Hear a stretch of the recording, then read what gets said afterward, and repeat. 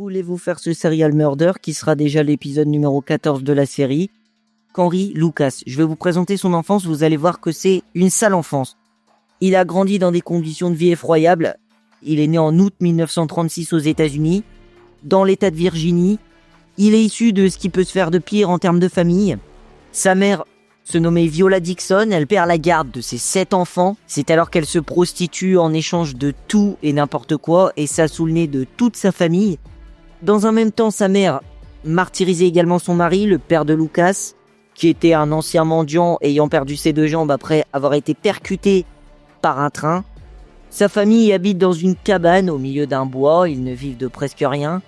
Tout le temps, absolument tout le temps, il est battu par sa mère, qu'il a toujours vu se faire sauter par n'importe qui. De plus, il est constamment humilié, sa mère l'oblige à s'habiller en fille et à porter les cheveux longs, juste pour que les autres se moquent de lui. Un jour, elle le frappe si fort qu'il restera dans le coma pendant 3 jours. Mais le sort semble s'acharner sur lui une nouvelle fois car son frère aîné, à peine 2 jours plus tard, le blesse à l'œil. Et quelques temps plus tard, une de ses institutrices qui voulait punir un élève avec une règle le touche accidentellement dans son œil blessé qu'il perdra définitivement. Sa mère, à ce moment-là, redouble de violence envers lui, le frappe avec des armes. Maintenant, elle le frappe plus avec ses poings, mais avec des armes, puisqu'il a 13 ans, et qu'il serait susceptible de pouvoir se défendre. Elle est tout le temps sous l'emprise d'alcool, elle se donne en spectacle avec ses amants. Il commet son premier meurtre à l'âge de 14 ans. En fait, il tente de violer une jeune fille, mais elle crie pour se défendre, et ne sachant plus quoi faire pour la faire taire, il va la tuer. Il finira par être arrêté et incarcéré même dans une maison de correction et plus tard sera placé en prison. Lucas a tué sa mère à l'âge de 14 ans puisqu'elle l'interdisait de se marier avec une fille. C'est une accumulation qui a déclenché chez lui à ce moment-là une rage absolument meurtrière. En 1976, après une vie en solitaire, il rencontre Otis Toole. Les 2 hommes se découvriront à ce moment-là une passion commune, le meurtre. Aucun des 2 n'a besoin de l'autre pour tuer, ils peuvent aussi bien tuer en duo qu'en individuel. Mais lorsqu'ils se regroupent, c'est Lucas la plupart du temps qui commandite les meurtres. Plus tard, d'ailleurs, Lucas aura une histoire romantique avec justement la nièce d'Otis Toole, qu'il surnommera Becky. La jeune fille est alors pubère et Lucas tombe amoureux. Ils vont alors parcourir les États-Unis. Lucas prétendra que c'est à cette période-là où il a rencontré Becky qu'il aurait tué à peu près plus de 100 personnes.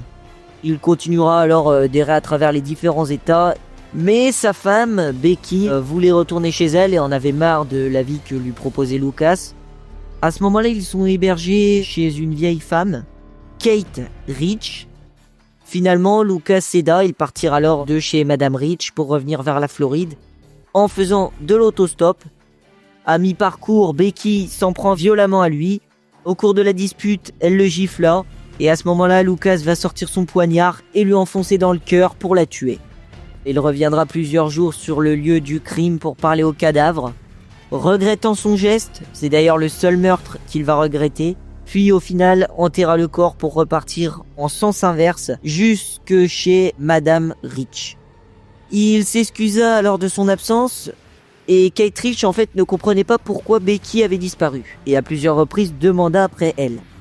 Le lendemain, Lucas tua Madame Rich, âgée de 82 ans, transporte ensuite le corps jusque dans un tuyau d'évacuation pour le déshabiller et violer le cadavre. Il le cachera alors sous un tas d'ordures, il reviendra 2 jours plus tard précisément et brûlera les restes dans le four de la maison de prière qu'il aimait fréquenter.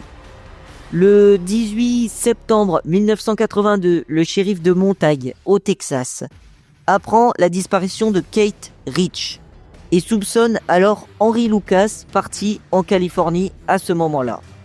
Lucas retourne alors à Montague un mois plus tard et explique que Becky, ayant disparu, l'a quitté pour partir vivre avec un camionneur et qu'il ignore tout de la disparition de Madame Rich. Mais sa voiture abandonnée en Californie comporte des taches de sang humain sur l'un des sièges. Il décide donc de passer au détecteur de mensonges et le test confirmera alors les soupçons de la police qui, faute de preuves, devront malheureusement le relâcher. Et sera par la suite arrêté le 11 juin 1983 pour possession illégale d'armes à feu. Et à ce moment-là, le 11 juin 1983, il ne ressortira plus jamais de prison. L'affaire Lucas sera alors finalement révélée 2 jours plus tard. Alors pourquoi est-ce qu'il va décider d'avouer 360 victimes? Il appelle un gardien et il lui annonce avoir aperçu dans sa cellule une lumière étrange qui lui aurait parlé durant la nuit. Selon lui, en tout cas, la lumière lui aurait déclaré être prête à le pardonner s'il se confessait de tous les crimes qu'il avait commis. Sa lettre, dans laquelle il va faire entièrement ses aveux, commence ainsi. Je cherche de l'aide depuis si longtemps, mais personne ne veut me croire. Ça fait 10 ans que je commets des meurtres, mais personne ne me prend au sérieux. Je ne peux pas continuer ainsi, car j'ai même tué la seule fille que j'aimais. Il reconnut le meurtre de Kate Rich, expliquant qu'en la conduisant à l'église, il n'avait pas supporté le fait qu'elle lui pose des questions sur la disparition de sa femme. Il va ensuite décrire le meurtre de sa femme. Après l'aveu de ces 2 meurtres, il dira avoir été à l'origine de 3000 meurtres, étant donné qu'il appartenait à la secte nommée la Main de la Mort. Il va essayer de faire porter le chapeau à cette secte. Il dira ensuite être lui-même l'auteur de 360 meurtres, mais cela reste vague, car ce que Lucas aimait le plus était se rétracter, faisant alors tourner en rond les enquêteurs. Il avouait des meurtres dans des endroits différents, la même journée, parfois à des centaines de kilomètres d'intervalle. Il aimait bien mentir aussi et se mettre en avant. Dire qu'il avait fait 360 victimes au cours de sa vie était une fierté. Alors en prison, il écrira une lettre pour dire à Otis Toole qu'il ne l'a pas impliqué auprès des autorités, mais ce qui est bien évidemment faux, puisque Lucas a révélé les meurtres. Au final, en prison, Lucas sera désigné comme l'un des pires tueurs en série de l'histoire des États-Unis.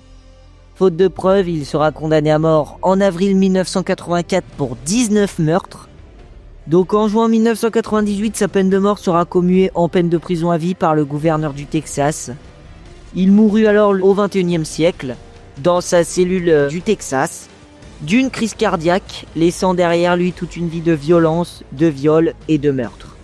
Je vous souhaite une très bonne continuation à vous. Je vous dis à plus.